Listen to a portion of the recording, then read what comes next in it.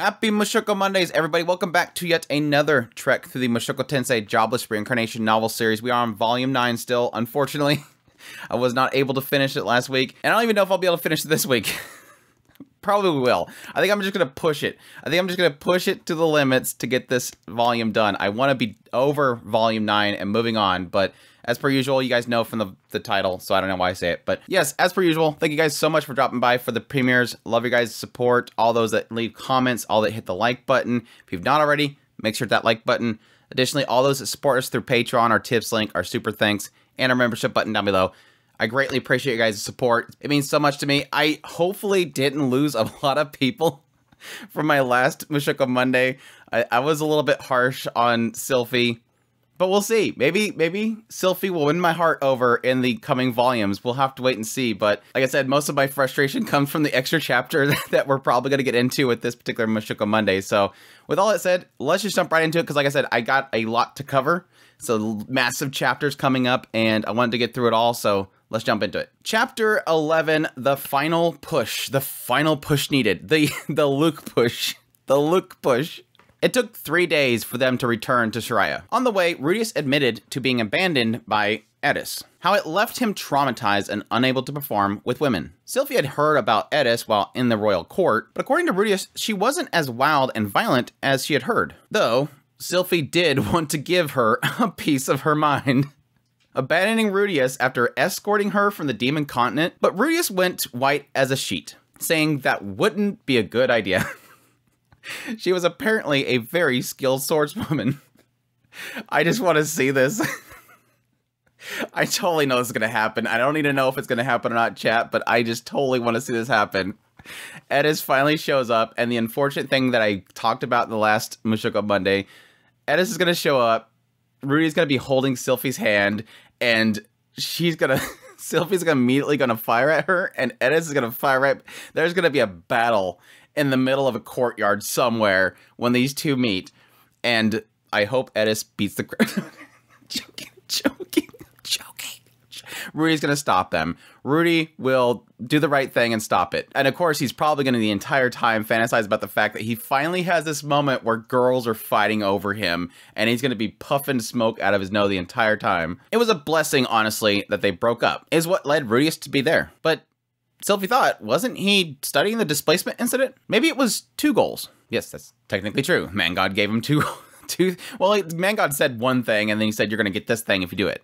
2 birds, 1 stone, technically. When they arrived, Sylphie parted ways with Rudius to report to Ariel. Rudius at this point was asking her, you know, we're going to see each other again soon, right? He was slightly embarrassed. Realizing what he meant, she blushed and agreed. I don't really know. I kind of feel like she misread this. I think really Rudius was honestly probably afraid she was going to disappear on him. But again, it says that he was embarrassed, so it could mean the idea of like, we're going to see each other again, right? And then blushing over the fact that they're going to get mushy again. Sylphie was happy. They were finally dating. She wanted to go shopping with them. Of course, understood that she might have to dress up like a boy. Rudius might get some funny looks for that, but they were in love. What did it matter? Even though her impression of boys was that they thought of love in a physical way. Luke said at some point, if you're not sleeping together, you'll eventually drift apart. But Rudy didn't seem interested in Sylphie's body. She wondered what she was supposed to do about that. This once again goes in that whole realm of like, these kids have like the worst people telling them what they should do with life. When Sylphie arrived, Ariel and Luke suspected the plan was a failure. It was her expression. She looked disappointed. Yes, she was honestly coming in the door thinking about how he doesn't want my body, what I need to do in order to let him enjoy my body. But no, the story was like a dream. But the ultimate conclusion was complicated. Rudy's impotence. Ariel heard of the rumors, but she thought it was all a lie. Join a university for such a reason? Why not join a medical facility? Because the Man God said so. The Man God said the medical facility ain't gonna help you. Go to this place. Yes, at this point, I'm realizing that the Man God knew that somebody had something extremely rare at that university. It's kind of funny in the idea that you realize that the Man God wasn't sending Rudius there in order to, well, he was sending Rudius there in order to look into the displacement incident, and he said that your manhood would be fixed. But I don't think he thought, oh, he's got to get with Sylphie to fix it. He literally is going, An aphrodisiac would probably help your whole thing. But unfortunately, the displacement incident happened, and there's not many of those aphrodisiacs left. But there is a man that has a whole bunch of them. His name's Luke. Get with Luke, and he'll fix your manhood. That's literally what it is. And like I said before, it's kind of a little disappointing that that's the fix, but I'm getting ahead of myself as usual, and even though I got into a lot of this stuff in the last Mushoku Monday. Ariel was harsh in her conclusion. She spoke of her disappointment in Rudius, being unable to perform as a man when it counts, even after a lady was so brave to make the first move. Despite her anger, Ariel was trying to keep herself cool and in control. She knew that if she made Sylphie angry, she would have to slip into a soothing, apologetic tone like she typically does, and steer the conversation forward without revealing that she was confused by her anger. Their dynamic's kind of weird. But Sylphie wasn't the one that spoke up against Ariel's comments. It was Luke, which surprised Sylphie. Luke spoke up in Rudy's defense. Ariel's criticizing Rudy for not performing, and Luke thinks it's unfair, and sometimes men can't help these things. Luke felt that Rudius didn't make a conscious decision to spurn Sylphie, and that this all probably explains Rudius's hesitation up until now. Luke always wondered why Rudius looked so insecure. He pitied Rudy, and felt he probably had no idea who to turn to. Rudius was desperate. The room was in a shock. Luke wasn't known for talking back to Ariel. I found this really interesting, like something that is extremely rare for Luke to do. He's doing it for Rudius, of all people. He's talking back to Ariel, the princess, the one that he swore an oath to defend Rudy, which is like, what? But again, I think this is like a culmination of this misunderstanding that Luke had of him. Again, the first meeting they had, Luke looked down on Rudy and thought he was an idiot. How could you not know that was Sylphie? You're oblivious, self-deprecating. And again, like typical, most people probably hate how Rudius talks. He probably seen how he talk and is frustrated with that too. He wasn't the type to flatly dismiss his liege's opinions in any way. This was all a first for Sylphie. And Ariel too was taken aback by this, apologizing for taking it too far. At this point, Luke asked Sylphie if she wanted to cure his condition, which yes, of course she did. This whole time she was worried about herself, honestly. I think there's a moment where she's finally realizing that I'm not really thinking about Rudy. I'm constantly thinking about my body. Is my body good enough? Why doesn't he look at me? Why can't he perform? Does he not like my body? And again, I blame that on Luke. I blame that on Luke because he's constantly shaming her for chest size. But still, if you think about it, this whole time we keep hearing from Sylphie's side and they're being together. It's just constantly her thinking she's inadequate and she's afraid he won't recognize her. Constantly thinking about herself. Rudy, on the other hand, was depressed about the situation. He was talking to her formally, and he had some sort of fear in his eyes. His hands were trembling, but not for the cold. It's so funny because I got like massive flashbacks to the whole scene with Edis. It was like this constant thing where we have like, it builds up to this whole moment where something happens, and then we get this perspective of the other character, and they're always like mentioning the idea of how Rudius is like trembling and he's afraid and everything. But again, I think this is more of a different fear than what he had when he was with Edis. A different sensation that Edis was having than what Sylphie was having. Sylphie had genuine fear because he was afraid of once again failing and then Sylphie's gonna leave him. Rudius had saved her once before from a very miserable situation. She has to repay him, even if it was a difficult task. At this point, Luke, hearing that, excused himself from Ariel's presence. As he was gone, Ariel apologized for her unkind words to Rudius. But Sylphie wasn't mad, but more bringing up the fact that she was surprised that Luke had argued with her and stood up for Rudy. She thought Luke hated Rudy. But no, in the end, Sylphie had no idea how they were going to go about curing Rudy. And of course, Ariel had a lot of ideas. I mean, she technically was trained as a member of the royal family. They had to be able to get a man to perform and have a child. However, most of Ariel's ideas were just plans to get a man aroused when they weren't interested. Rudy obviously was interested. Ariel went on and on about all the plans she had, talking about how having Sylphie slip her dress down just to her shoulders and say how she was feeling hot. And then Luke interrupted. What sort of a fool complains about the heat in this frigid weather?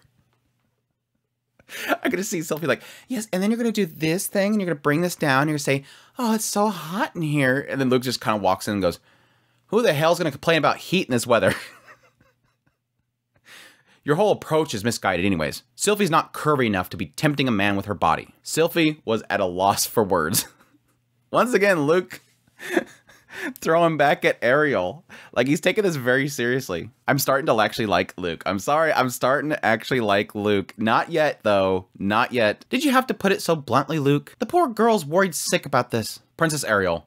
The men of the Notos family are traditionally attracted to women with large breasts. As a case in point, I myself have no attraction to Sylphie whatsoever. Luke was convinced she wouldn't be able to seduce Rudius with her body. However, Luke had a powerful tool. And again, I think the man god was after this.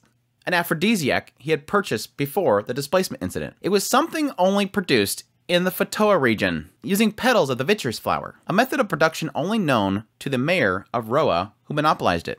This is more monopolizing. See? This is what's wrong with monopolizing. The moment you're wiped off the map from a displacement incident, nobody knows how to do it.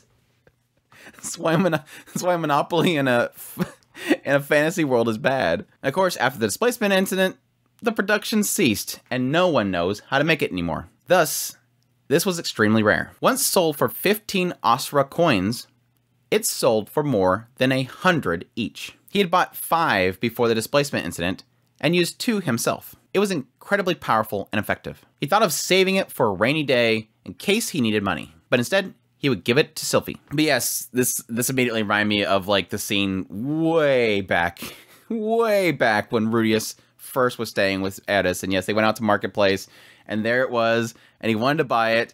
I think that is kind of funny because I almost think like the anime specifically put that extra scene in where Edis brought one to him, and it ended up getting broken, because if I remember correctly, it wasn't in the novel. I think that was an anime-only scene. But I think they put that in there in the anime so that later on when this scene comes up, you're going to go, oh, damn. They dropped and broke that freaking thing, and it's worth so much now. That's kind of funny. However, Luke said there was a few things that Sylphie would need to be aware of. Once taken, Rudy's libido would be going into overdrive. If Sylphie couldn't keep up, she would have to take some as well. But if they both took it, it would probably mean their first time together wouldn't be as gentle and romantic as she may have pictured. Yeah, things are going to get feisty. Things are going to get really frisky. Luke, thank you so much. Think nothing of it, Sylphie. You've saved my life often enough. You two get along so well, don't you?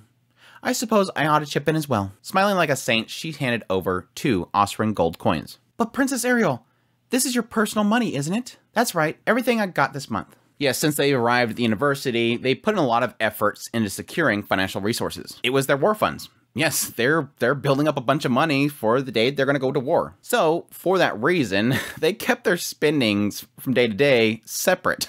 Ariel knew that she and Luke were very careless with spending money, so they agreed to strictly limit their funds. So yes, this means a lot to her. This is like her own money from the side that she needs to take care of. Now that things have reached this point, this is about the most I can do to help you. You've done so much for me already, Princess Ariel. I'm sorry about all the trouble.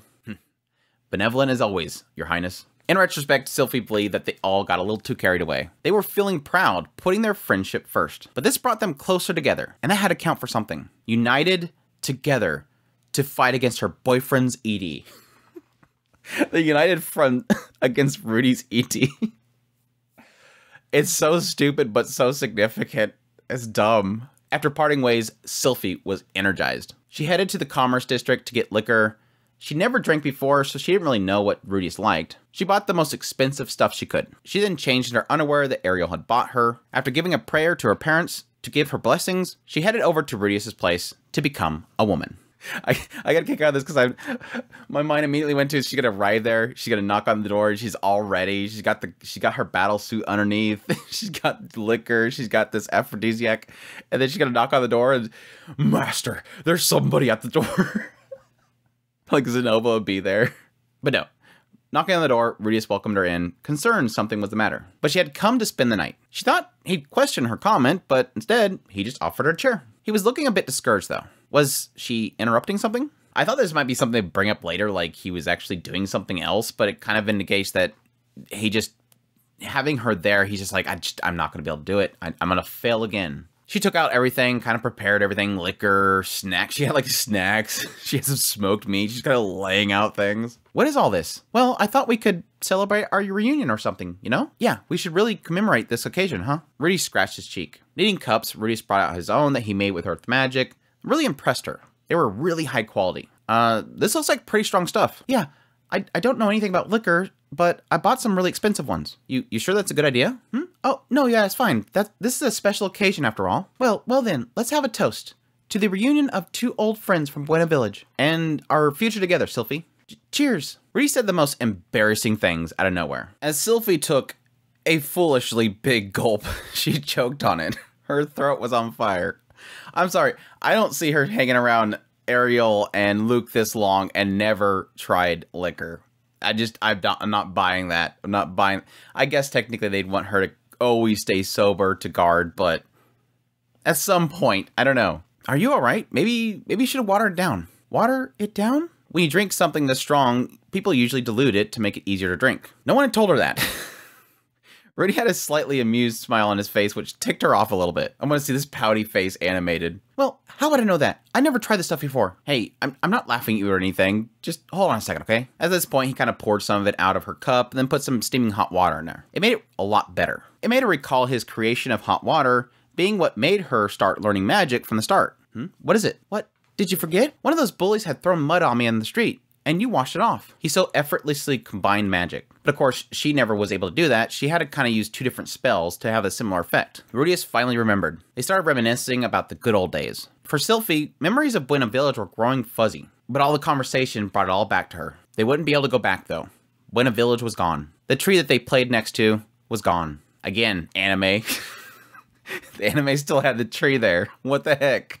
It is a sad thought though. Even me personally, I have that feeling, though this is like a very smaller gap of time for her. But like even for me, like I think about my hometown where I grew up, and it's Garbo now. It's like you can never go back to it. And even if you go back to it, it's just not the same. Those days were practicing magic without a care in the world, being excited about progressing skill. Sadly, these days, all she was ever thinking about was how she could use those spells in battle. Going from magic being something that was fun, it was exciting, it was new, it was creative, and now it's always about, well, now I can take this and I can use it as a fireball to kill somebody. It's no longer fun. As Sylphie felt like she was getting drunk, she snapped to focus. She then took out a little bottle from her pocket. What's this? Well, it's a special kind of medicine for your problem. She honestly had thought about possibly just slipping it in his drink, but she thought that would be a nasty trick. She also wasn't into calling it an aphrodisiac because she felt like he would misunderstand. So, calling it medicine seemed like the best option. Really? I feel like I've seen this stuff before. I was hoping you'd give it a try, Rudy. He didn't look optimistic, smiling a little sadly. He must have tried so many things to cure his illness. I know we didn't really see many things except for the red light district.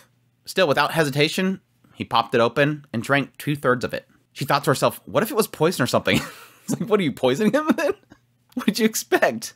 At that point, she realized, crap, I forgot to tell him how much to take. Still, she told him that it took effect quickly. At that point, she started to take off her cloak. If it does start working, well, you don't have to hold back, okay? She was honestly embarrassed as he was staring, but she guessed that she was seducing him, right? She honestly felt like she was coming across as shameless, but she still wondered, it's gonna be okay, right? Unfortunately, the alcohol was not giving her the courage that she had hoped, but she needed to commit herself more. She nodded before taking the bottle of aphrodisiac. As Rudius was questioning why she was taking it too, she drank the rest of it.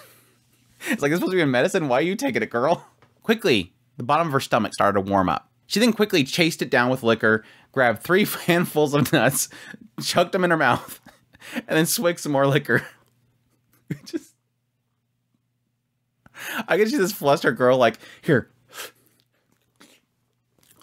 Like she's preparing for something. She's gonna need a lot of energy in a minute, so I guess it's good. Yuki, it's okay. You shouldn't drink so quickly, Sylphie. You might make yourself sick. Yeah, I know. I'm just kind of nervous, that's all. Ah, right. I guess it's your first time drinking. No. They continued to drink and eat in silence. After a while, Sylphie's whole body started getting hot. She technically would be like a lightweight. If it's like a thing about like body mass and stuff like that, she's technically a lightweight. The area above her thighs was throbbing. It was working. But was it doing anything to Rudy? He looked the same as ever. just as handsome as ever. Maybe more handsome than always. Her eyes wandered to areas she never paid attention to. Girl is thirsty. This thing is making her more thirsty. His neck, his mouth. She was getting into a naughty mood. She could hear him breathing roughly. Or wait, was that her? At this point, he stood up from his chair, walked around the table, and lifted Sylphie up. Squeezing her buttocks and pulling him in, she can feel something. You, can't contain yourself, huh? It worked. Oh, wow, it worked. The moment had finally come. It was time to break out the closing line that she got from Princess Ariel. Oh, okay then. Go ahead and eat me up, Rudy. The instant those words left her mouth, Rudy pushed her onto the bed, and then... We all know what we were thinking when she said that. It wasn't good as give me your kittens, Mew. I think Hilda taught Edis better than Ariel taught Sylphie. But hey, either way it worked. Which line was better, chat? Which line was better? I like kittens, Mew. Kittens, nya. But yeah, finally happened. Yay. It only took Luke to get it up. But I guess Sylphie did something. She was there, I guess. Again, like I said before, I'm kind of let down by this. The only thing that sort of, like, permits this for me, like, the only thing that excuses this for me, I guess that's a better way of putting it. The only thing that really excuses this for me is the fact that I guess you can kind of view it as sort of like a vehicle, like an engine that's, like, stalled up and it's got, like, a bunch of gunk in it. And you're just trying to give it that punch. Push the car first before you start it up. Get the pistons going, and then clear out all that clogging that's happening. And then finally, going forward, it's fine. You just gotta get that. You gotta put that little spray in there to get the pistons going. And then once it gets going, it gets going. The problem that it's pretty much painted a picture of Rudius is that he was fine. You know, he had his thing with Edis. Edis left him. It gave him fear. And once he had that fear, he couldn't perform after that. He was afraid, constantly afraid. If I do this, I'm going to destroy things and they're going to leave me. Now, it doesn't make sense so much in the idea of the other Edis at the red light district, because why would he fear a paid person leaving him? It makes sense for Sarah. Now, in this situation, like I said, now having that fear in his eyes, he's trembling, he's constantly afraid, and he can't perform. Having Sylphie there at his side wasn't enough. In the cave, Sylphie, who he should honestly trust, it's still not enough because he doesn't know if he's going to break that and she's going to leave. Now, Luke steps in, says, take this. It pushes him, it forces him to have to perform. And then having that forced performance, and then, as we're going to see here in a minute, the day after, Sylphie's not gone. That's enough.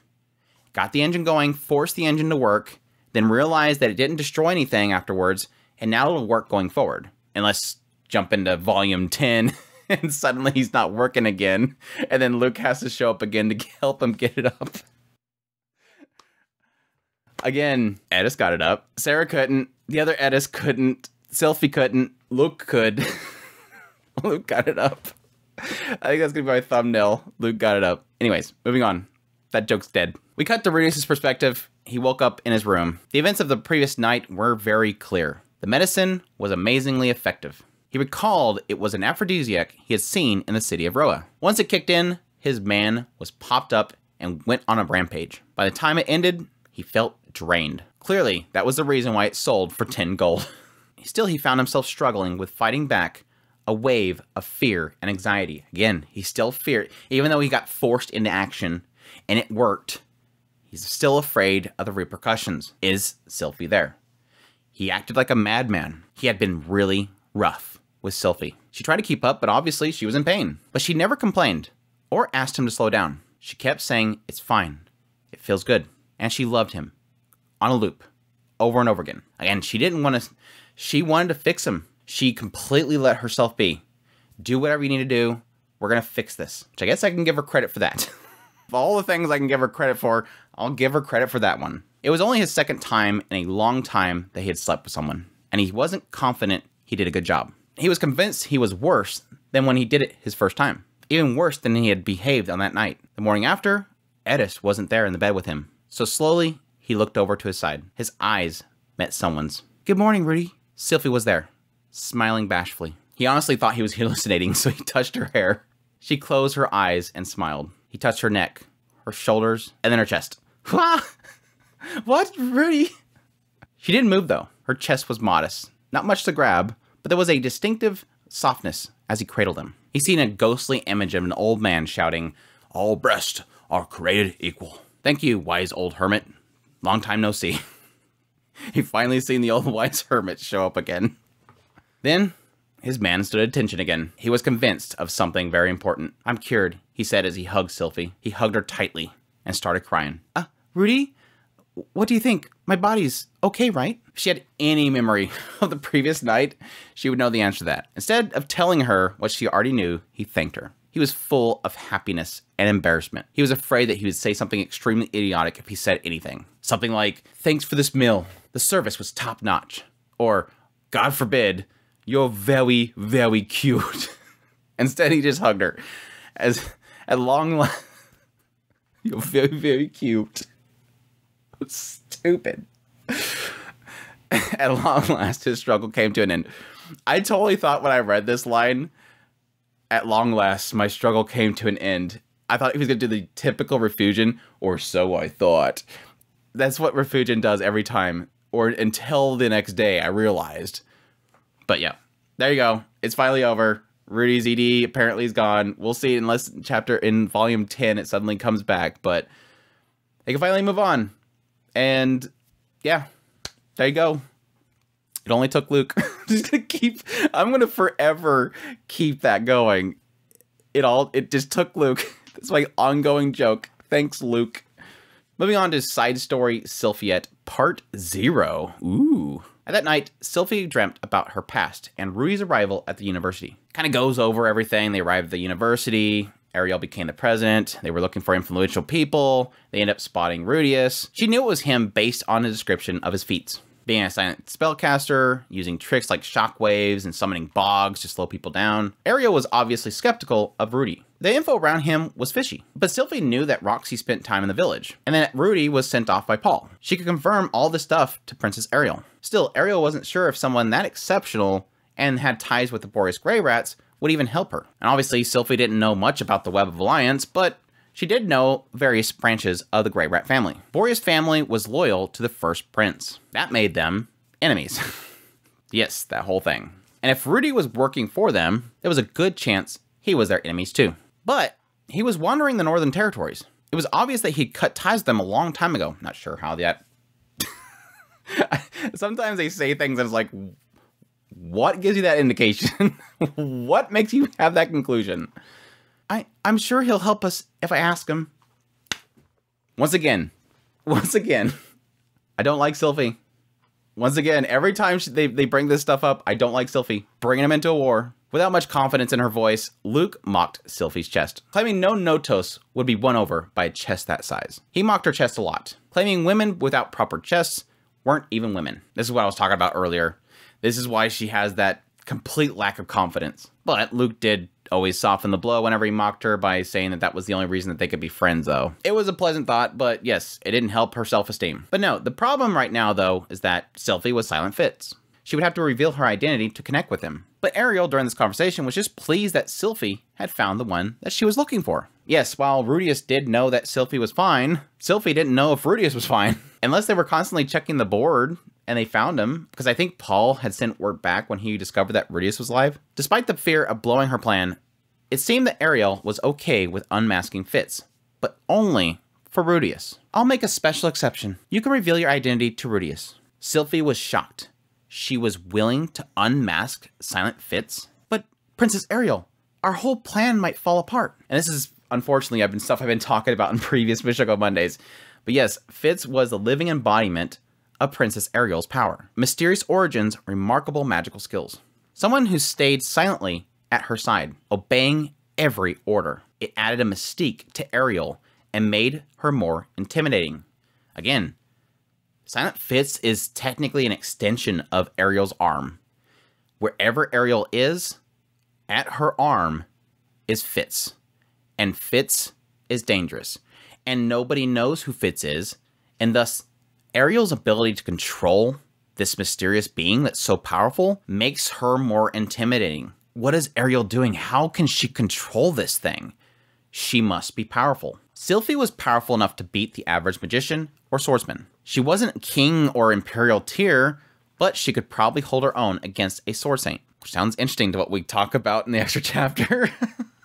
Maybe that whole fight between the two of them might be a little different than I thought. While Sylphie couldn't take on the king tier warriors that the throne could call upon, she was Ariel's strongest weapon. And many support Ariel because she won the royalty of someone as strong as Fitz. If word got out that Fitz was some common girl from a backwoods village, those people would break away from their camp. Again, that's the big fear. That's what we've all been swelling up here, is this idea that they reveal this and Rudy gets the word out. It shatters everything, or most things. You've done a great deal for me already, Sylphie. Surely I owe you an emotional reunion with your friend, at the very least. Should that somehow result in all of our plans falling to pieces, I'm willing to accept that outcome. Oof. That, again, I need an Ariel chapter. I just need an Ariel chapter at this point. Is that true? Is Ariel right here weaving her plan on Sylphie? Oh yeah, I'll accept it falling apart. No, she knows that everything is going to be fine, and this is the best way to get Rudius to join them. Or is it truly her going, I want the best for my friend, I'm going to give up everything. If that comes to be, so be it. I'll let it all crumble for my friend. But again, taking into account that, again, I believe they're friends, and I do believe that Ariel would have been dead a long time ago if it weren't for Sylphie. So why wouldn't she be willing to let all crumble in that case? And in any case, if we're going to cajole this young man to our side, who better to recruit him than his childhood friend? There it is. There's that sting of, yeah, it's still going to benefit you. We know.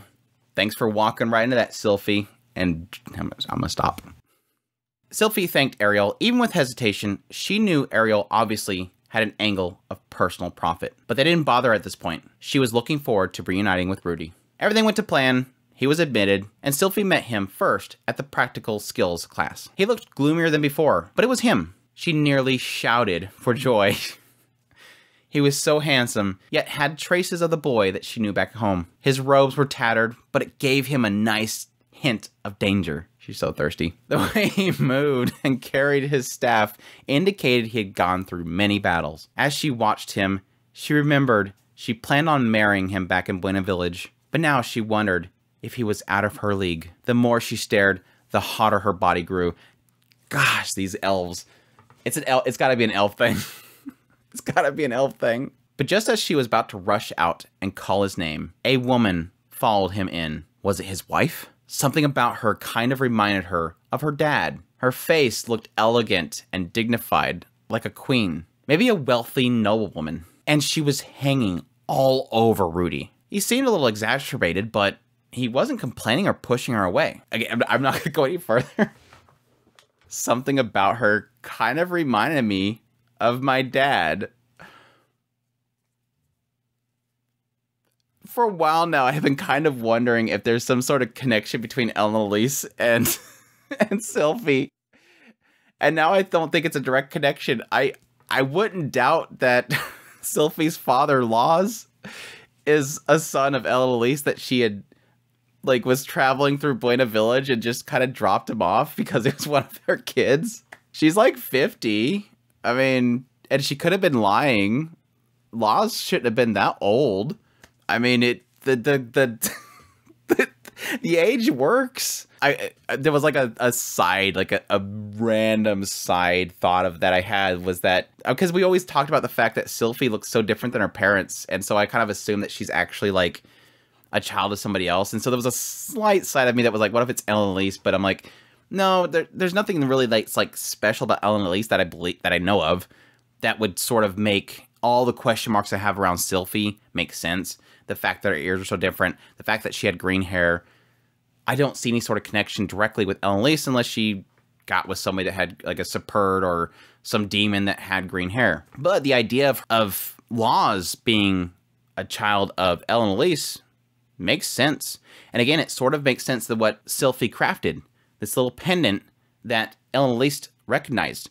Now again, my thought process there was that that's just like a generic, all elves know about this, but it makes sense that if Sylphie learned how to craft the pendant from her father, and her father was a child of Annalise, and she taught Laz how to craft that, she would recognize it. So, I think that's possible. I really do, honestly. I think that's like I have like a 99% in my mind, probably like a 95% probability in my own mind that's probably the case. And again, chat,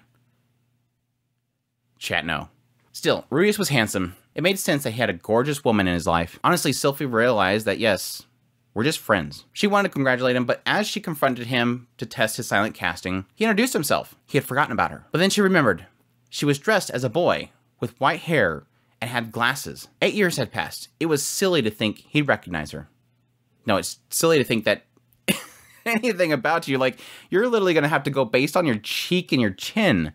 That's the only thing that he's going to be able to see that would be similar. But she couldn't take her glasses off now. She'd have to get him somewhere in private later. But then an ugly thought flashed through her mind. What if he doesn't remember her anymore? She, of course, lost the duel. Rudy crushed her. He could have hit her with the stone cannon, but he took it easy on her. All of her progress in magic felt completely irrelevant. He had moved so far ahead of her. Once again, somebody equating everything about themselves and their skill to Rudius. Everybody sets the bar for themselves with Rudius. Rudius shatters everybody and makes them all believe they're insignificant. Edis did it. Roxy did it. Now Sylphie's doing it. Shaking his hand, Sylphie was confused at the comment that he made about her purposely losing. But she noticed how callous his hands were. He had been spending more time with a sword in his hand than even Luke. That's a statement for Luke. Is Luke spending too much time spending with the girls? That he doesn't practice sword enough and Rudius is showing him up? No, I think Luke's probably would wipe the floor with Rudius in a sword fight, but still. Yet Sylphie knew, despite his hands being callous, she knew that Rudius wasn't a swordsman. Her heart began racing more with Rudi's warmth spreading throughout her hand. She was irrationally happy. No, you're obsessed.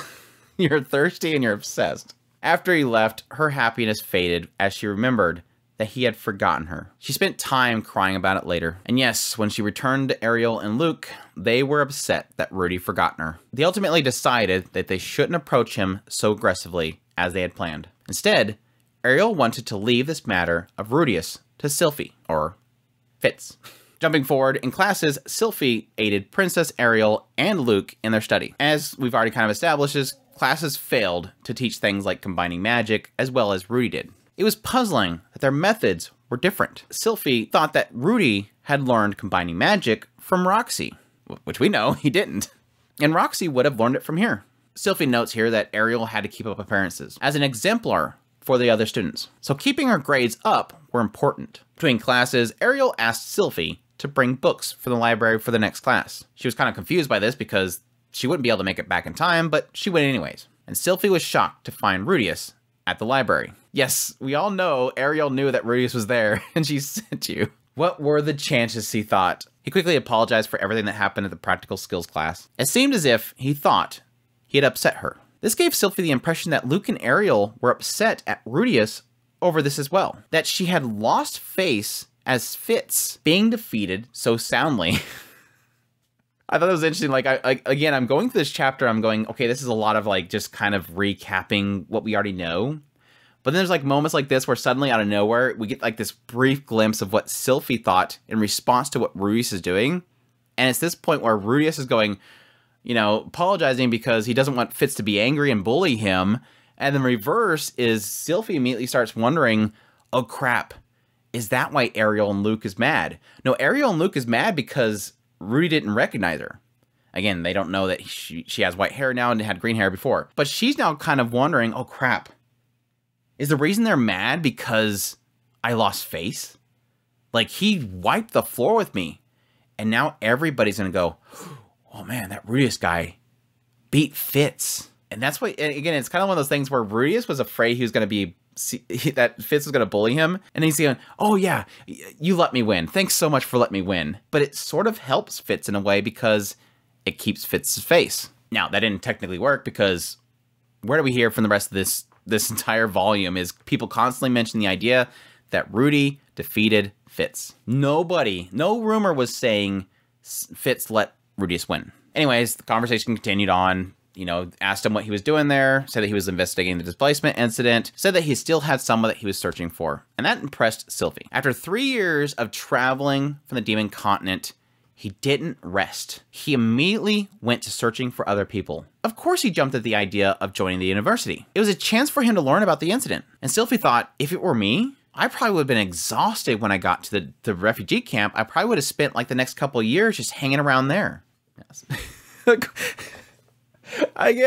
Once again, people just put Rudius on a pedestal. What a great guy. He traveled all the way for 3 years and he finally arrived at the refugee camp, and he didn't stop there.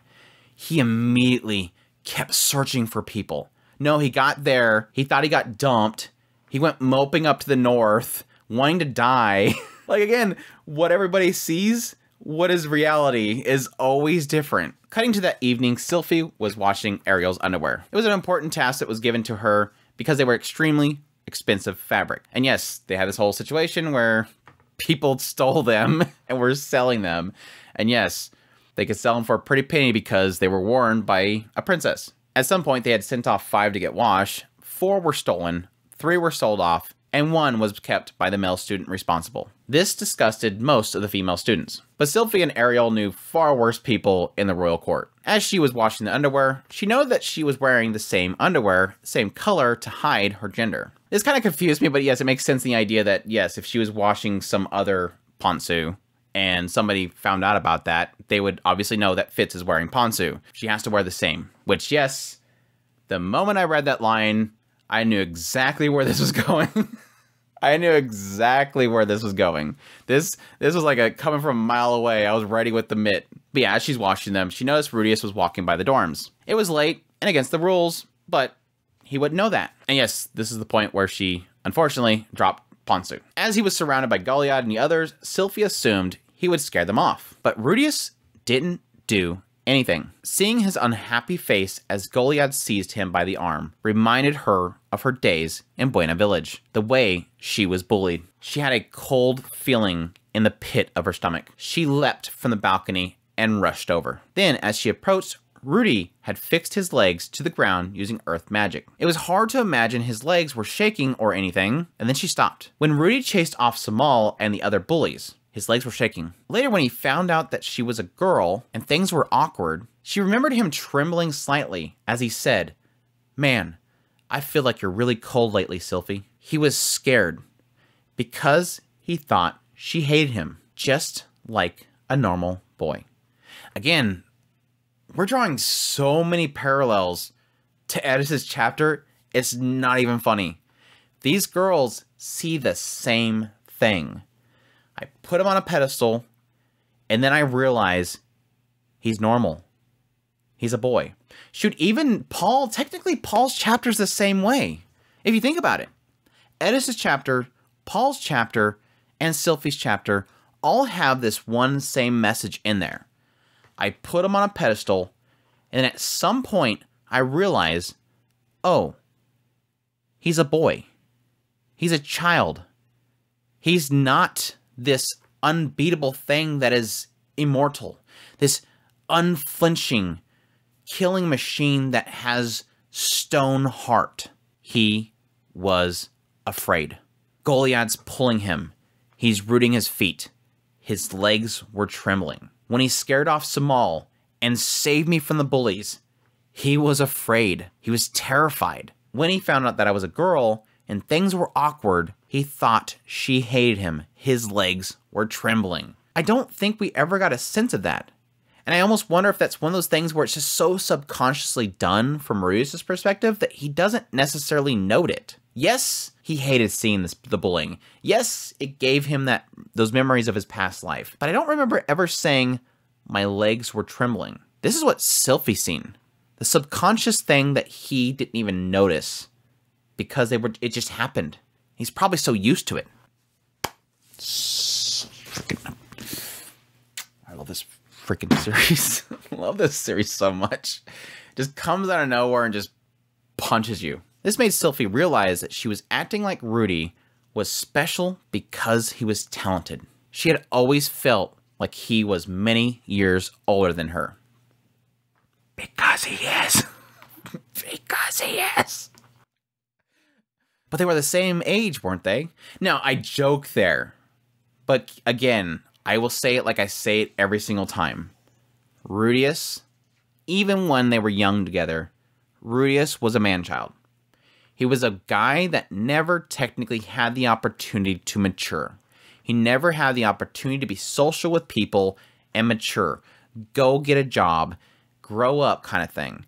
He was, the moment that he was bullied in school, he went into his room, and that was like a chamber.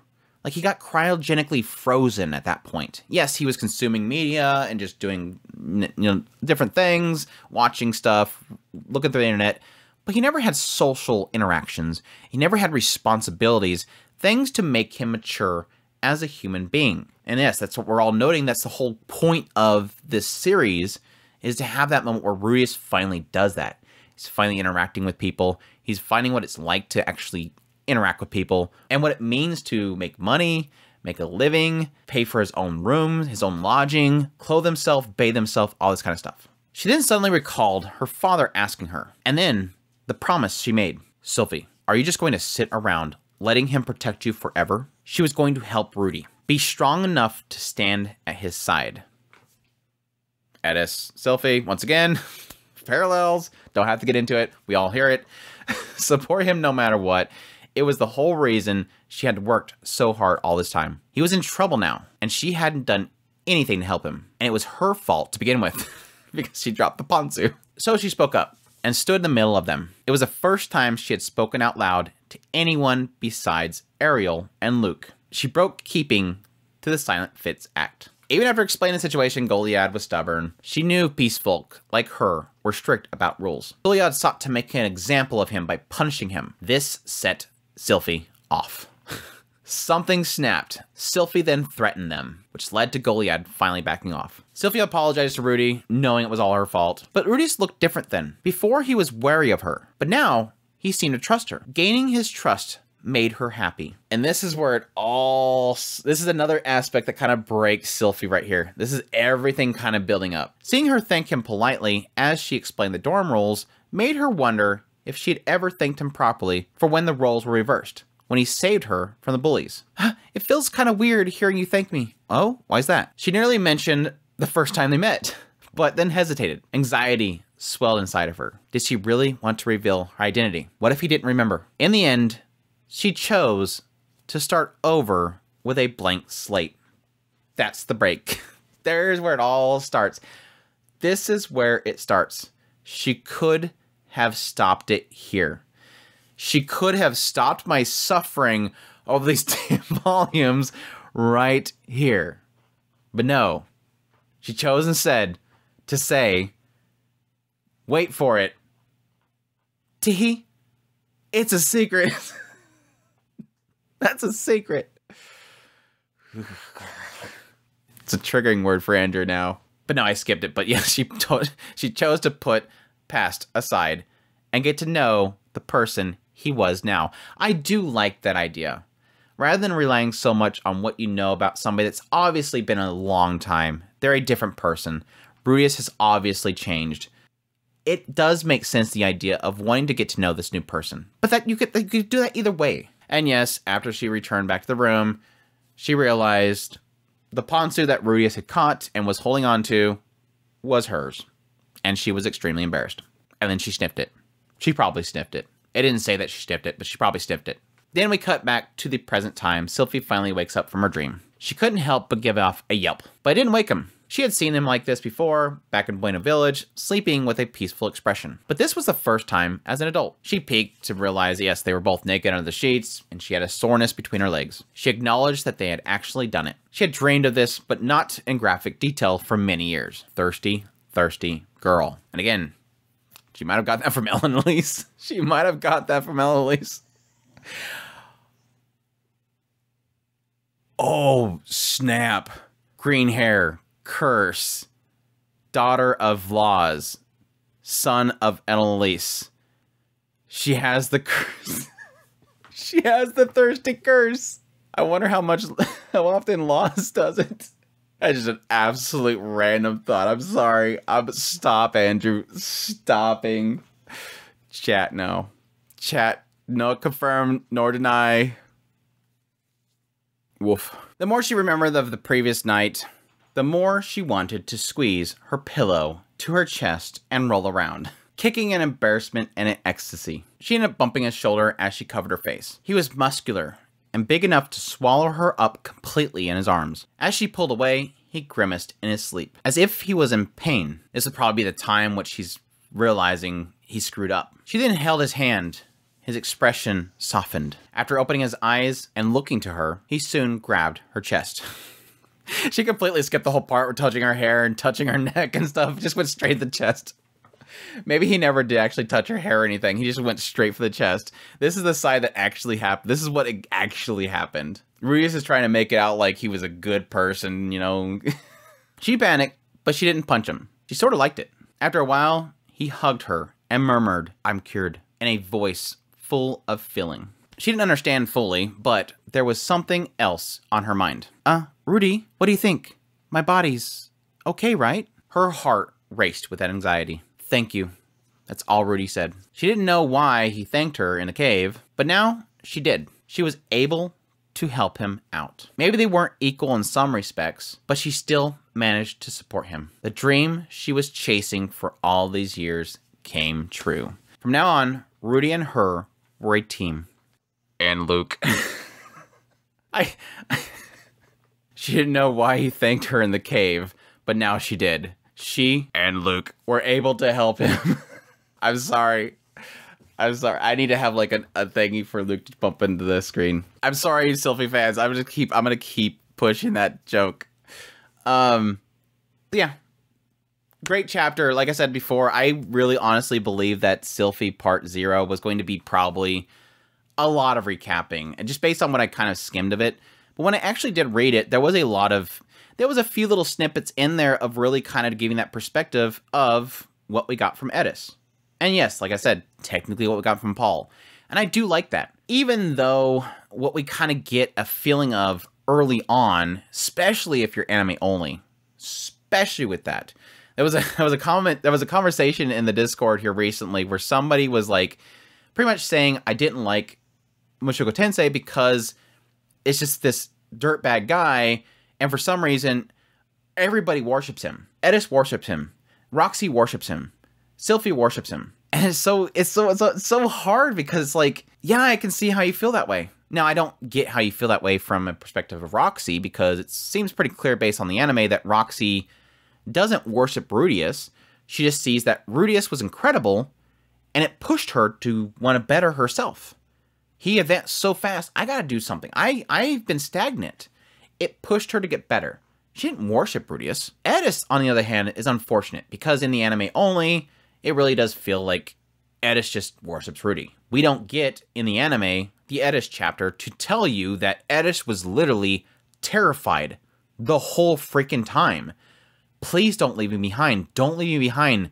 He has reserved. Why would he need me? He's gonna leave me behind. And then eventually, yes, putting him on that platitude, putting him on that mantle, and seeing him as something great. But then, eventually realizing he is a child. He's fragile. And then, we're unbalanced. I need to get better so that I can support him and not be a burden upon him. But never worship. She never worshipped him. Sylphie, yes. From the perspective of the anime, just that brief moment in Buena Village, you think this girl is just, Rudy saved me. I gotta follow him everywhere. He's gonna teach me all this stuff, and she's just a super friend. I never got a sense that she worshipped him, but again, it gives you that feeling as you're reading through this until you get this chapter and you realize, at some point she realizes he was scared. He was fragile. He was trembling.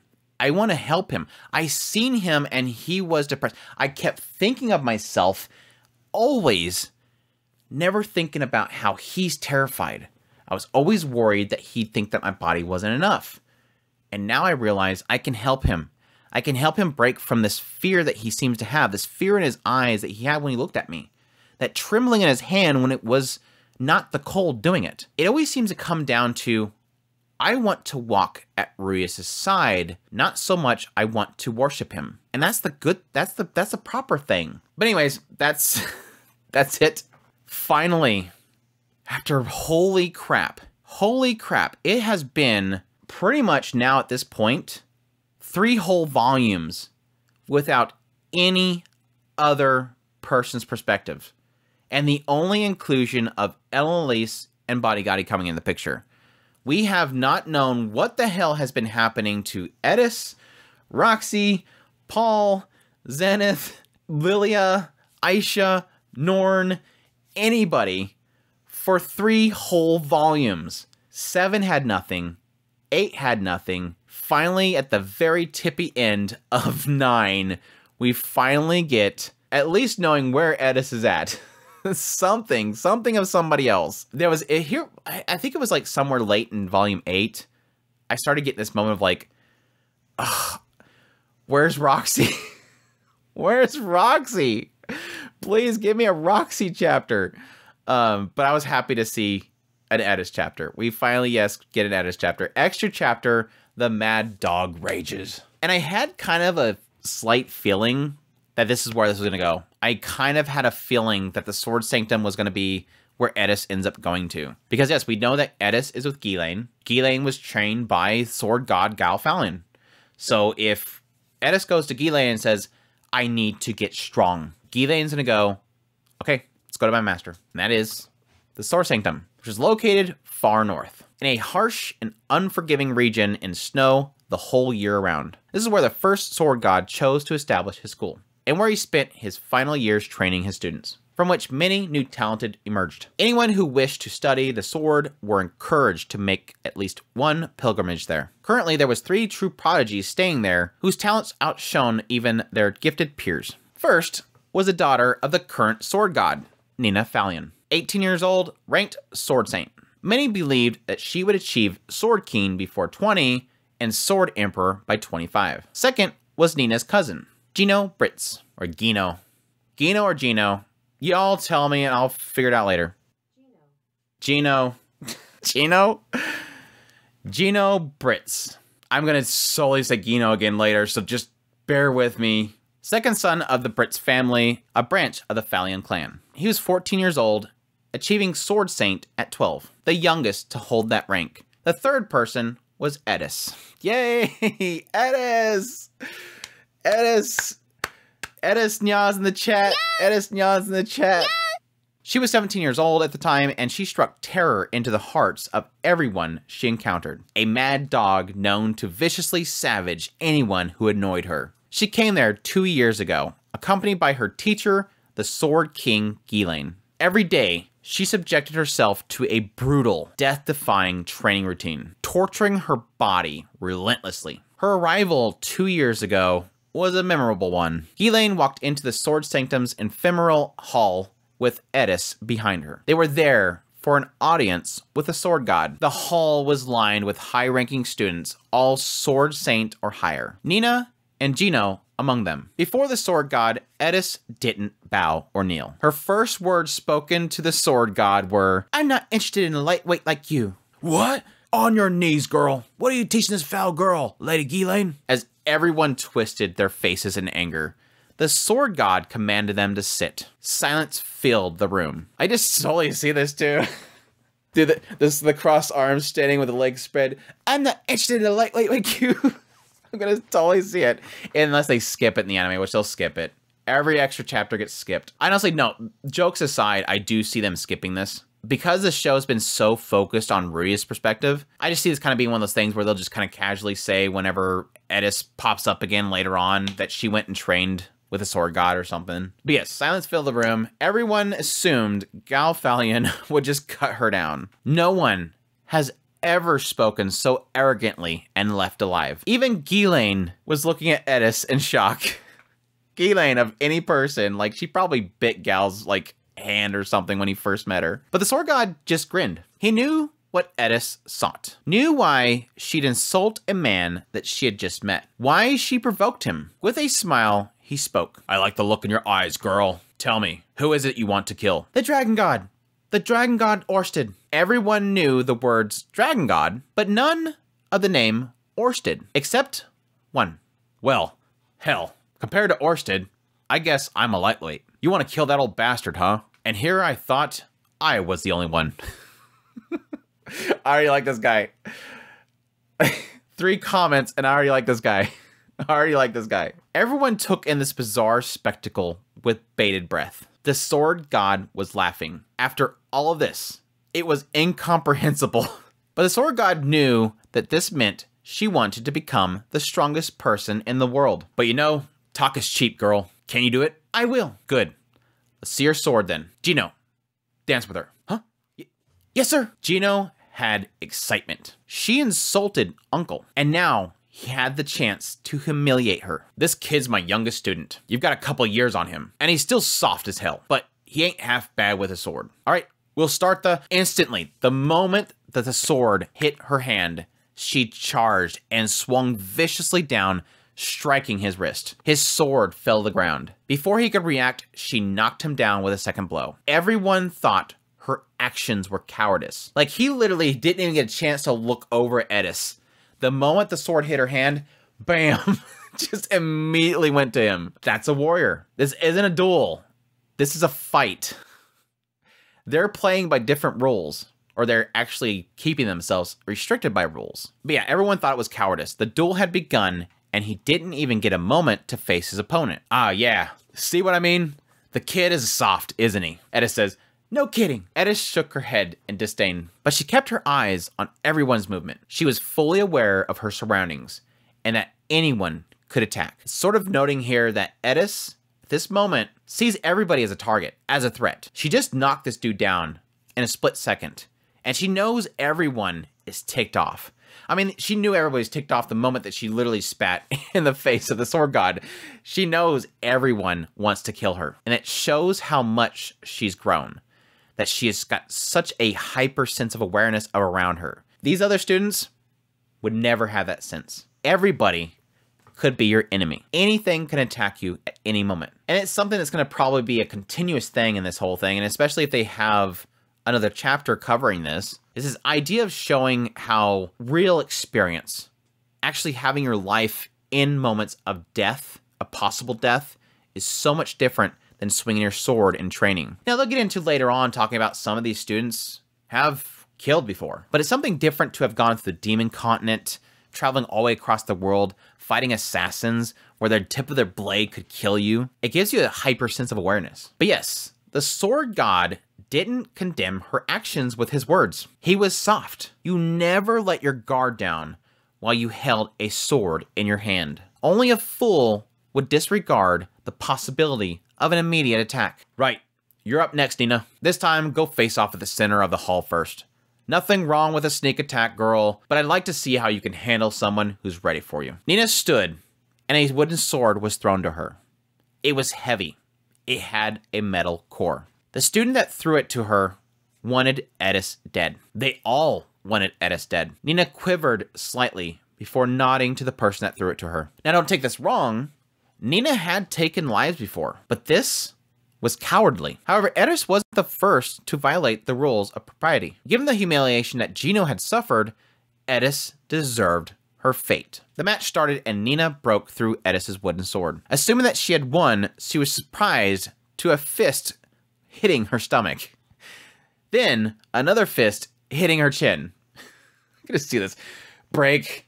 All right. All right. Whatever. I'll just use this weapon. That's Edis. That's my girl. That's the Edis I know. This sent her flying back on her back. Edis leapt onto her, putting her knees, pinning her arms down. Nina looked up to see a demon with murder in her eyes, swinging fists down on her. By the time the fight was called, Nina took a dozen punches and was unconscious. A steaming liquid puddled underneath her lower body. Pissed herself. Edis stood up, picking up Nina's sword, and snorted. She knew it was full of metal. She then kicked the unconscious foe over to where Gina... I want to see this animated. She like stands up, kicks him over. Make my pile over here. Do you have anyone who isn't soft here? The sword saints in the room shrieked in anger, calling her a coward, while those that were sword king and above looked down on their angry students. They understood who was in the right here. Edis was justified once again. A true duel does not end because your sword is broken. It ended when the swordsman was. What is so funny, and I'm already getting this feeling with this chapter, and again, this is one of those things that makes me really hope we get more of this sword sanctum. What I'm already getting from just this extra chapter is that everything that it seems like a lot of these students believe it is like to be a true warrior is so different than reality. I think it's especially true later on when the sword god himself literally notes that emotions is important. They all think about being somber. Yes, master. Have no anger. Release anger. Emotions are not needed. And it's not true. Edis is ticked off and she's destroying stuff. Edis isn't going by whatever they think is proper in a duel. This is a fight. Yes, they're carrying wooden swords, well, one with a metal core, but what makes you think the fight is over because your sword broke? Even in a real fight to death, two people are fighting. One hits the other sword, and the chip happens, and the blade cuts in half. You think you're suddenly just going to go, oh, shoot. All right, stab me. No, you're going to take the rest of that blade and hope that you hit something with it. You're going to get in close, or you're going to tackle them and try to choke them out. It doesn't end just because your wooden sword broke. And these sword saints, which yes, are lower than king, imperial, god, these sword saints don't know a real fight. Or at least they're not realizing what a real fight is. And I was quickly questioning why that's the case. Why are these students so oblivious? This is the sword sanctum, but it seems like it's for a reason. Like the sword god doesn't really go out of his way for a reason. Sorry, girl. Guess I underestimated you a bit. I'll play with you myself. The two sword emperors were surprised. Surely, there's no need for you to handle this personally, master. Ghislaine could, but I suppose the girl is her student after all. Shall I then? The sword god ignored their words and picked up his sword. I was waiting for this for a long, long time, and it's finally revealed. Edis leapt back and grabbed her sword. Don't get all worked up, girl. I'll give you a handicap. Oh, hey. Nice sword you got there. Ain't that one of Julian's? It's finally revealed. The rando sword at the Midgardian village has finally been revealed as apparently, I don't know if it's insinuating that the smith that was traveling through Midgardia was Julian, or if it was a blacksmith that had one of Julian's swords, but yes, would make sense. I don't know, a member of the Midgard tribe gave it to me. Ah, well, this here is a Julian too, as it happens. The sword god drew his blade. Windpipe. It shone with an eerie golden light. It was one of 7 sword god blades, and one of 48 magic swords created from the bones of the king dragon Kajakut, crafted by the legendary craftsman of the demon realm, Julian Harisko. Makes me believe that, yes, the sword that Edis got from the Midgard tribe is one of 48 of these swords. I don't think they're insinuating that this is one of the 7 god blades. I think this is just probably one of the 48 magic blades. Technically, it could be one of the 7 sword god blades, but I'm assuming that the 7 sword god blades are specific ones that are pet by the sword gods. I don't know if they keep them in a chamber in the back or what, or how the 7 sword god blades are different than the other 48 blades. Maybe they can get into that later. As he held it loosely in his hand, it dangled downward. All the sword saints watched him with bated breath. He almost never held a naked blade except in mock duels with sword emperors. So crazy. So crazy. Okay, let's go. All but simultaneously, Edis was sent through the air, crashing through the doors and landing in the snow. The sword god standing perfectly still where she had been, his sword fully extended. No one had seen him move. Okay, let's go. She's down. Like, done. Just like that.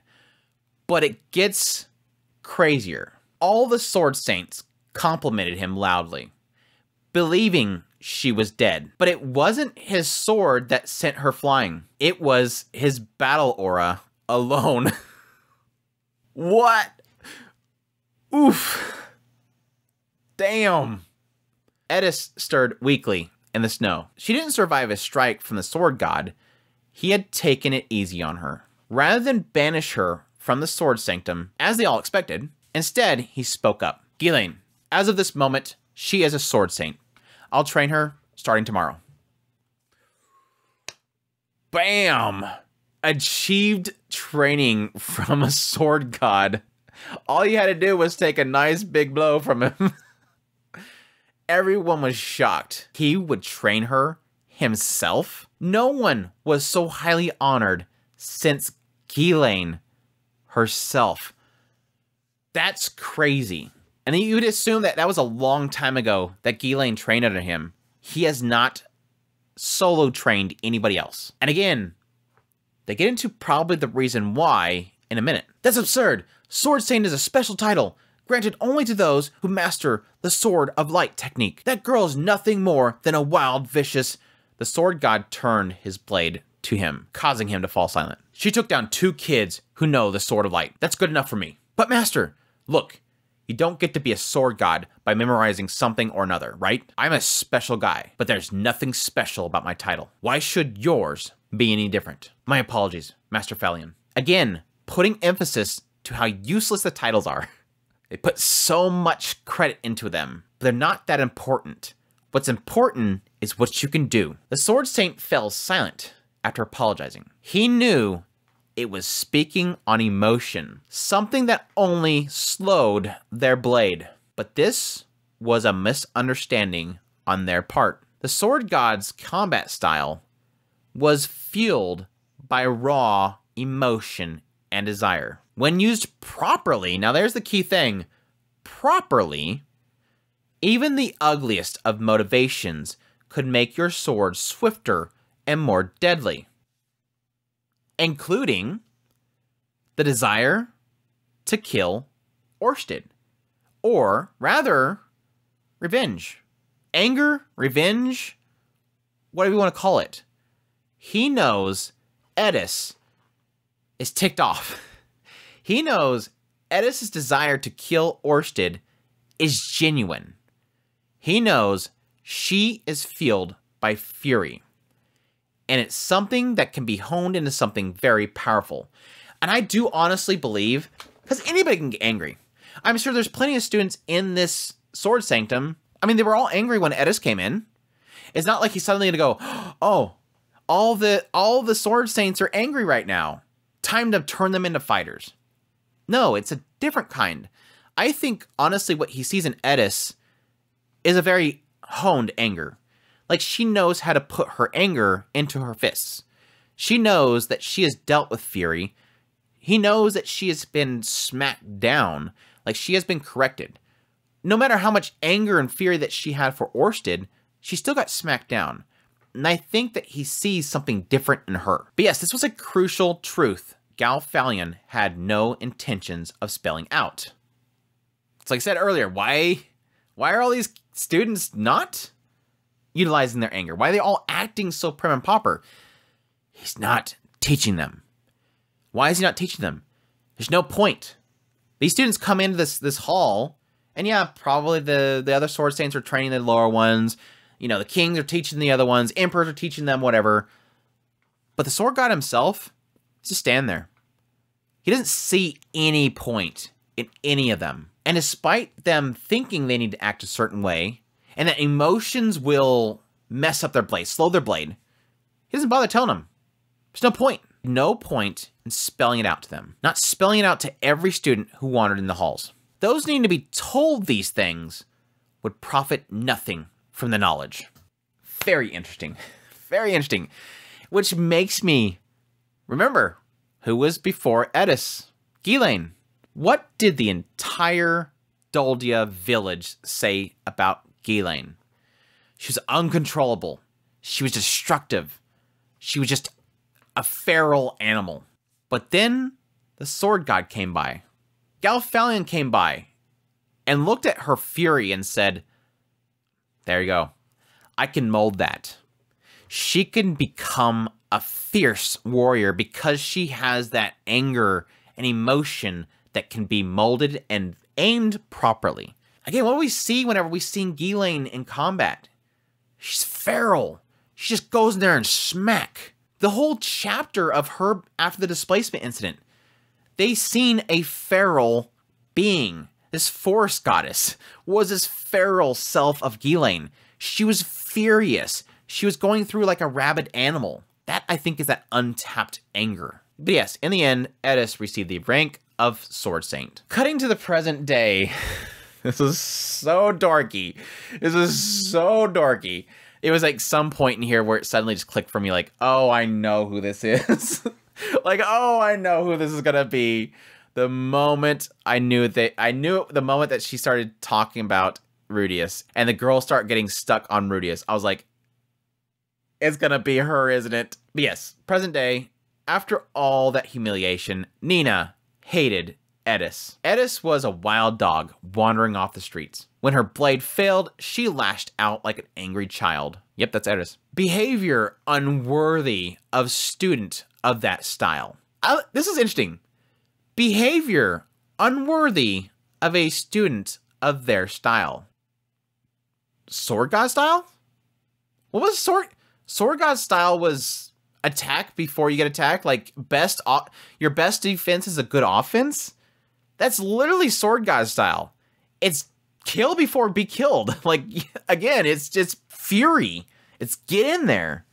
It's feint. It's charge. But apparently, no, it's refined, proper duel. It's so weird how they don't even get what the Sword God wants. Nina, along with Gino, had worked 2 years to ensure that none of the younger students gave Edis the time of day. But when I read that, I was like, okay, who cares? As to Edis spent most of her time training single-mindedly with the Sword King Ghislaine. She don't care. They also shared a sleeping chamber. She had no connection to anyone or need to speak to them. Only exchanges were insults during general training sessions. In these matches, Nina felt like she was evenly matched, claiming she won more than she lost. As long as there was proper rules in place, like damage or dropping swords ending a duel, she thought she was superior to Edis. As long as I have my rules, I can beat her. Don't rely on those rules when you're somewhere else. It would take longer to realize that these thoughts were the softness her father had claimed she still lacked real experience. I got a kick out of this because I was reading the novel, and at least in the PDF that I was using, it said this was the softness her uncle had claimed. I'm like, wait, no. Wait, I thought that was her father. What? It totally threw me off. Which makes me wonder if it's in here too. That'll make me really angry. It says it in here. Son of a biscuit. There. The softness her uncle had identified. The hell, 7 C's?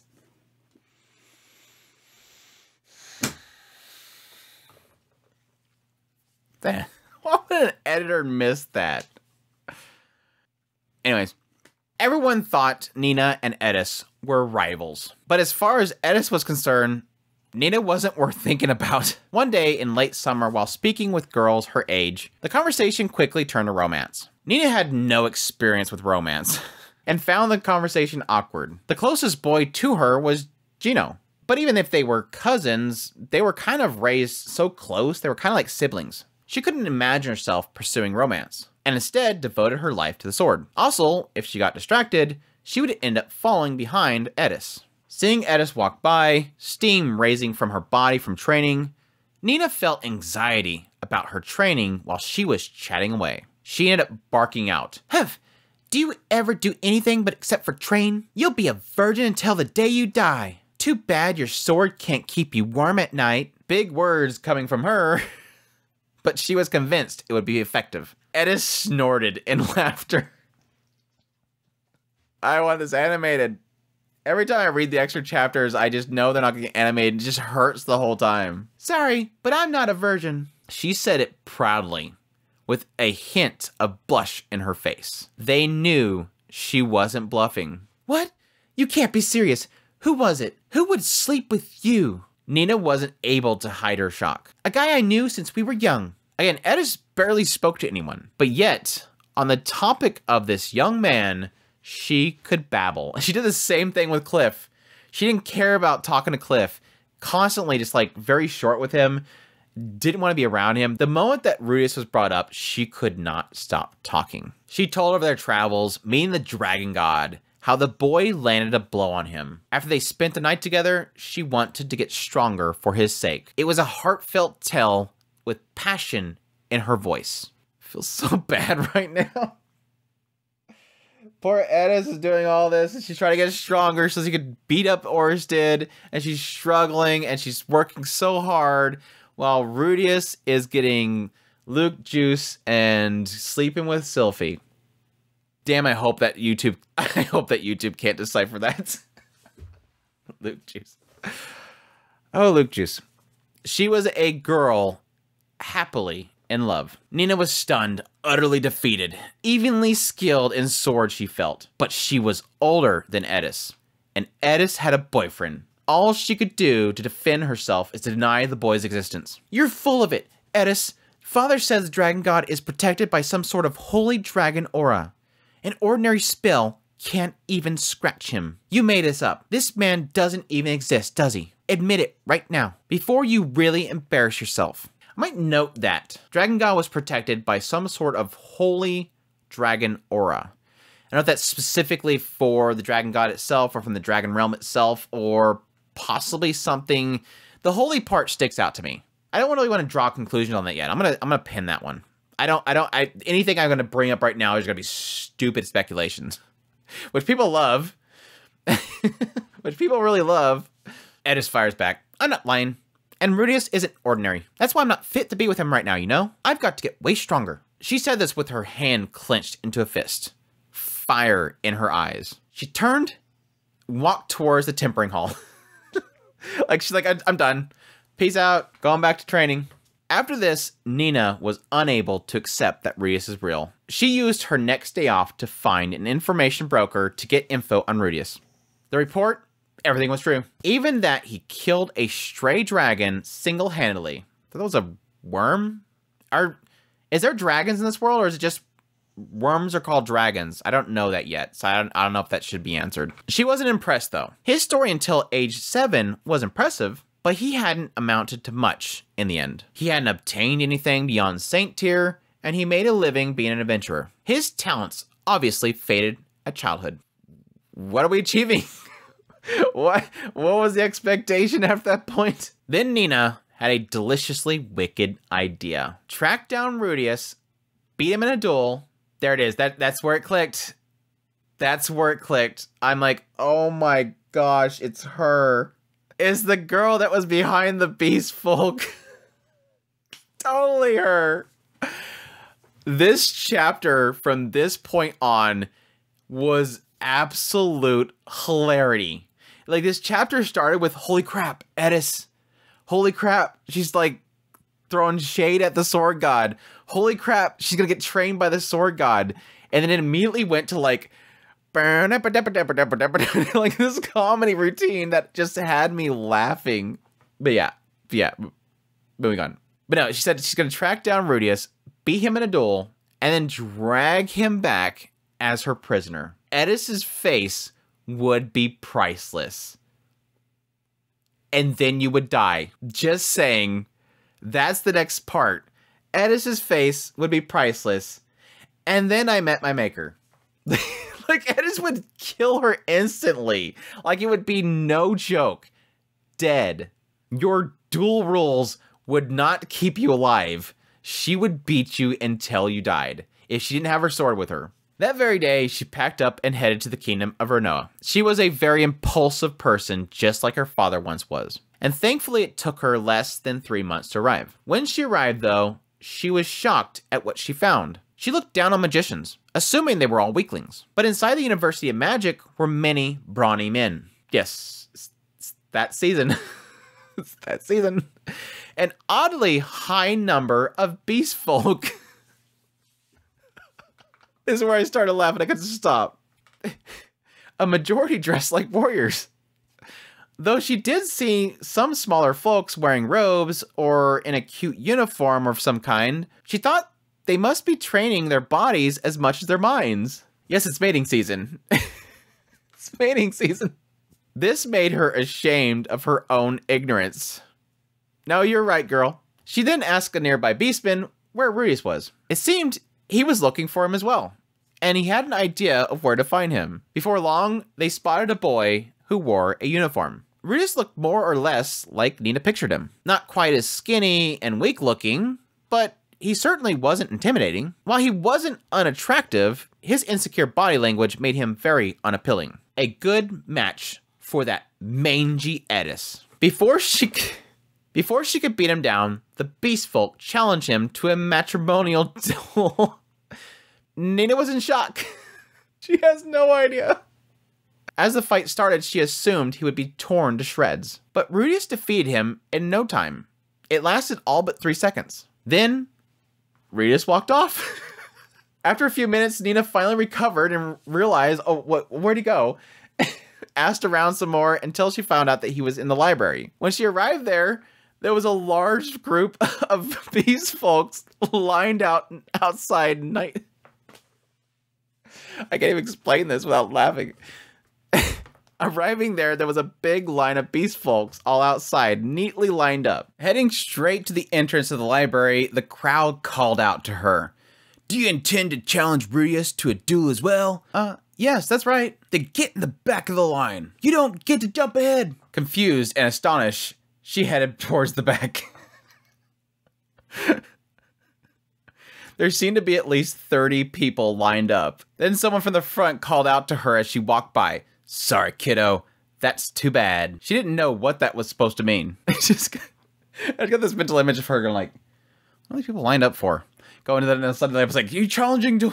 Yeah, I'm challenging him. Get in the back of the line. She's like, oh, okay. She's like walking back. She gets into the line. She kind of stands there and looks around like, what are they talking about? Like, that dude was saying sorry, kiddo, because she thought that you were challenging to a duel to marry him. It's just so funny, this kind of outsider's perspective of what we kind of see to the insiders. That's exactly what this is. This is just to kind of show us how everything that was kind of seemed, it was chaotic from Marie's perspective, but honestly, from like an outsider's perspective, what is going on in here? What is this even happening in this university? After morning turned noon, suddenly he appeared. Yes, not Rudius. That guy showed up. A demon with obsidian skin and rippling muscles, looking down on the group with an arrogant smile. Ho ho, what's this line for, friends? Is there a festival going on? This is a line for those who choose to challenge Rudius Grey Rat to a duel. Is it indeed? And there's so many of you too. The boy is in great demand, I see. I'm a patient man, of course, but is there any way I could get a shot at him first? This is one of those, and then he realized he made a big mistake moments. They suddenly started shouting to him to get in line. Insults flying from all directions. Nobody has any idea how stupid they are right now. Nina was furious too. After her long journey, she joined in too. She told the demon to get in line. Again, I just have this mental image of her like walking past this line, getting yelled at, and she's like, okay, she gets in line, she's waiting there like, what? Why is everybody in line for this kid? And then suddenly this demon shows up and everybody starts yelling at him. She's like, yeah, get in line. Like, it's so stupid. But amongst all the jeering, one fool said something he shouldn't have. You want to go first, big man? Then you better defeat everyone who got here before you. Ask and you shall receive. Bah, lovely. I like the sound of that. Come at me, all of you. As a reward for your boldness, I will let you take a free shot at me before I crush you. What the hell did you say? You're gonna regret that, Ed. Everyone rushed in, and Nina found herself joining. Long story short, she lost badly. She hit the demon with her sword of light, fully intending to kill him, and he shrugged it off. Her blade hadn't penetrated his skin. She made a shallow surface cut, but the wound healed instantly before her eyes. I am the immortal demon king Batigari. Bahaha! I will bestow the title of hero on anyone who defeats me. As she lay in pain on the ground, her mind was full of terror and bewilderment. Why was she fighting a demon king in the middle of a school of magicians? Like, it all kind of culminates of what? Why am I here? What turn did I take? That this is like what happened? What happened moment? I was in the Sword Sanctum, talking about romance, getting ready for my next lessons, wanting to become a sword god, and now I'm in the middle of a magic university with a demon king laughing above me. The absurdity of it. Oh, just such a good chapter.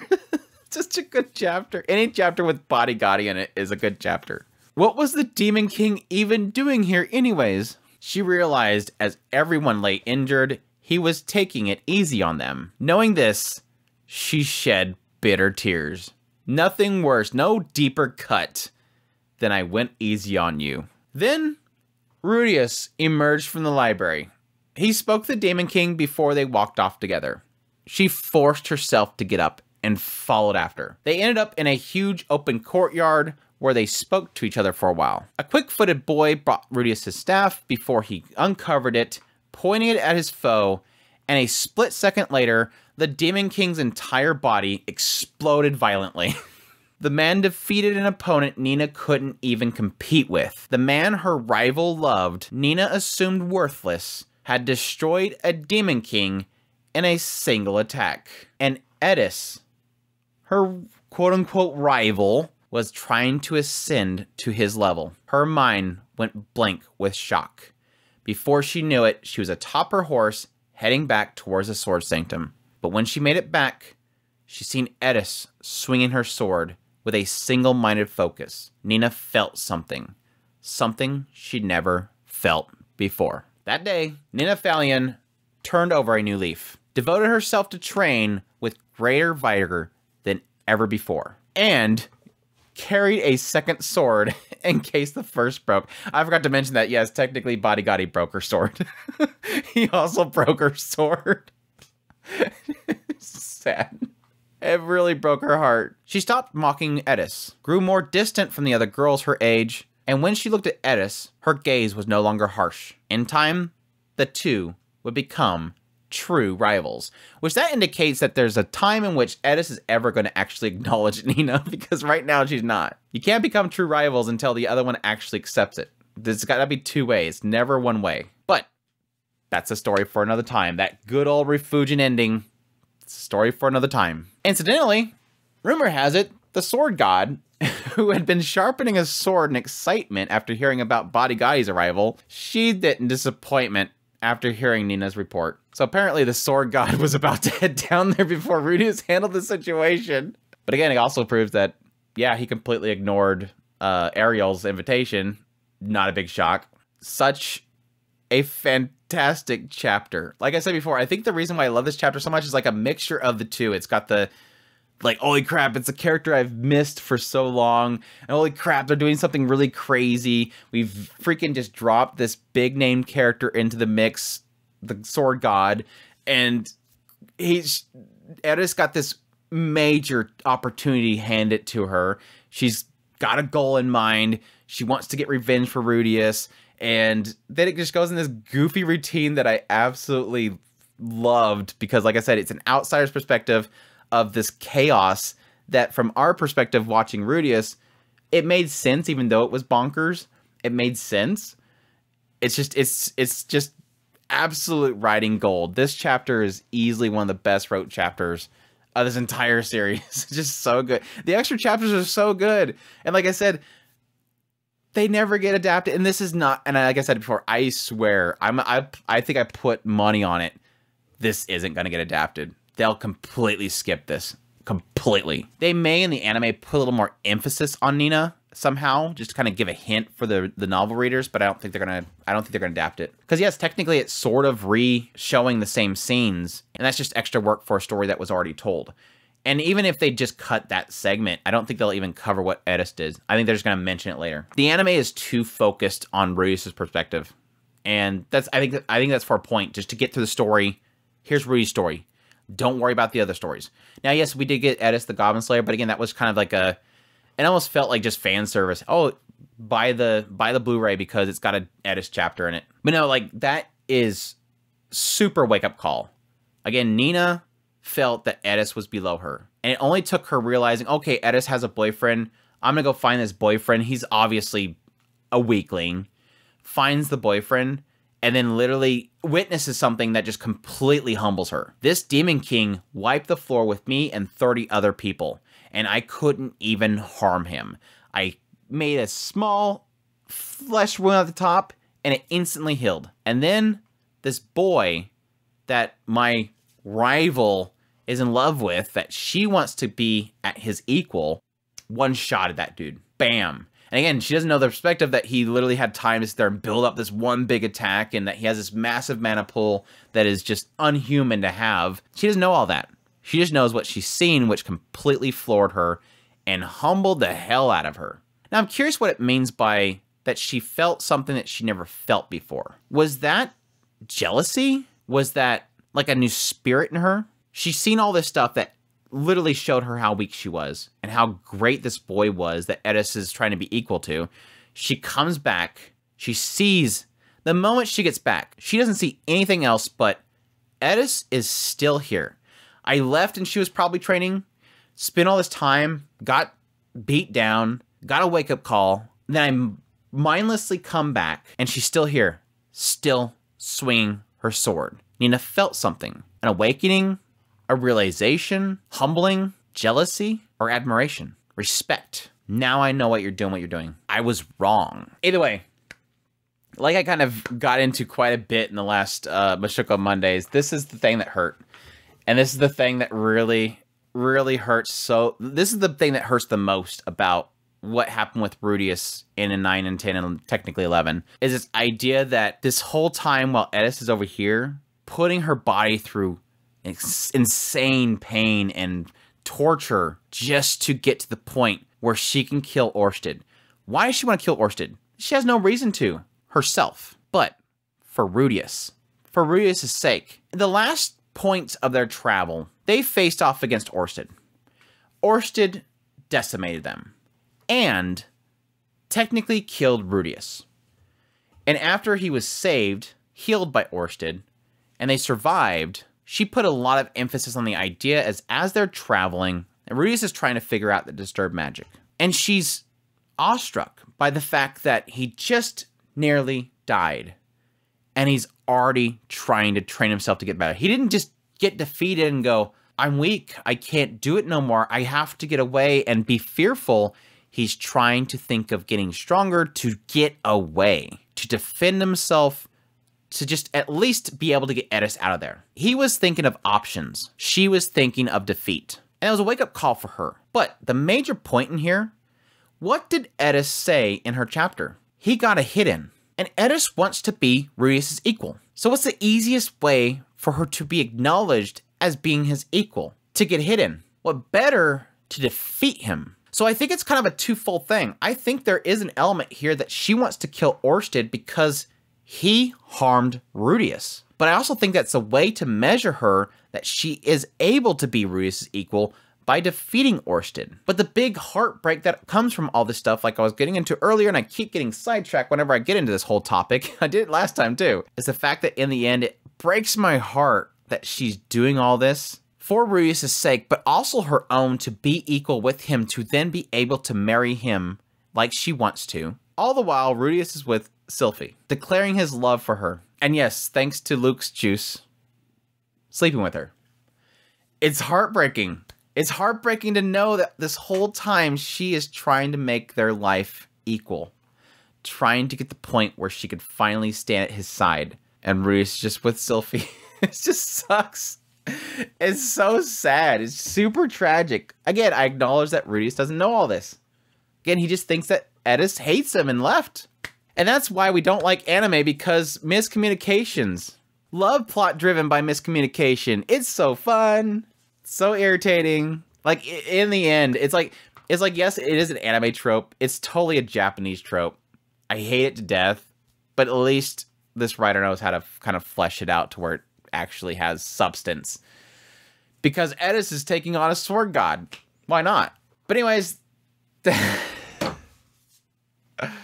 that is Volume 9 of Mushoku Tensei Jobless Reincarnation, the novel series. Thank you guys so much, as usual, for joining me on this ride. We are down another one. That's 9 down. We're on to Volume 10. I hope you guys enjoyed the ride, as always. This was a fun bit of chapters. I almost felt bad with 9 and 10. I almost felt like I didn't do enough in there, and I also made a bunch of Sylphie fans really angry. But thank you to all those that are Sylphie fans that continue to watch Mushoku Monday after the last one. Again, we're all welcome to love our waifus. I'm the Roxy guy. Adrian's the Edis guy. And there's plenty of Sylphie guys out there. There's Zenoba guys too, and Cliff guys, and Ellen Elise guys, and I'm sure there's tons of Kishinika guys out there. Maybe even some Aisha guys. I don't know. She grows up later. I'm assuming she grows up eventually. If she doesn't, don't spoil it. But yes, thanks as per usual for you guys' support. Thank you so much. It means so much to me. I love the feedback. All of you guys' kind words mean so much to me. This journey has been fantastic so far, and I cannot wait to jump into Volume 10. As per usual, if you're new to this channel, make sure that subscribe button so you got my content. I do news reviews, first impressions, top list. If it's anime, it's pretty much here. If there's any news on Mushoku, I cover it. I'll be covering the anime when it comes out in July. Additionally, I have my playlist for Mushoku Mondays, so if you want to start from the beginning and get all of my thoughts chapter per chapter, it's a lot of fun. I really enjoy doing it. Additionally, if you love my content and you want to support it more, and you're able to, I would greatly appreciate if you consider supporting us on Patreon. Our tips link, our super thanks, and membership button down below. I greatly appreciate that sports channel. It is your guys' funding that makes this keep going, and I greatly appreciate it. It means so much to me that it means so much to you guys. But with all that said, I thank you guys for joining me, as always, and until the next Mushoku Mondays, y'all take care.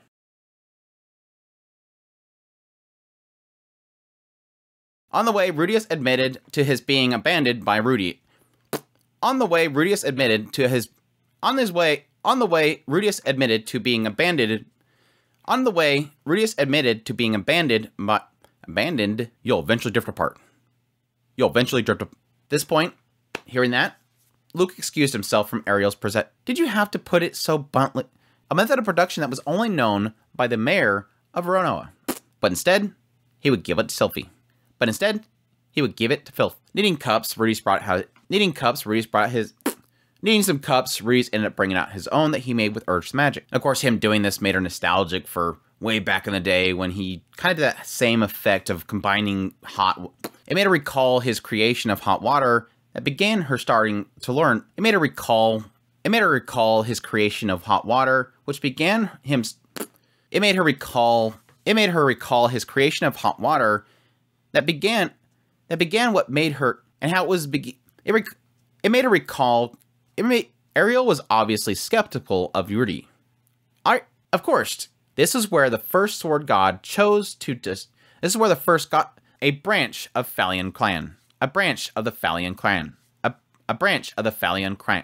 She was 17 years old and struck terror into the hare's hearts. Nina looked up to see a demon with murder in her eyes, swinging. As the fight started, she assumed he would be torn to shreds. As the fight started, she was all the while Rudius has fallen. All the while Rudius is with... Ow! I bit the back of my tongue. How? What? Ow! All the while Rudius is...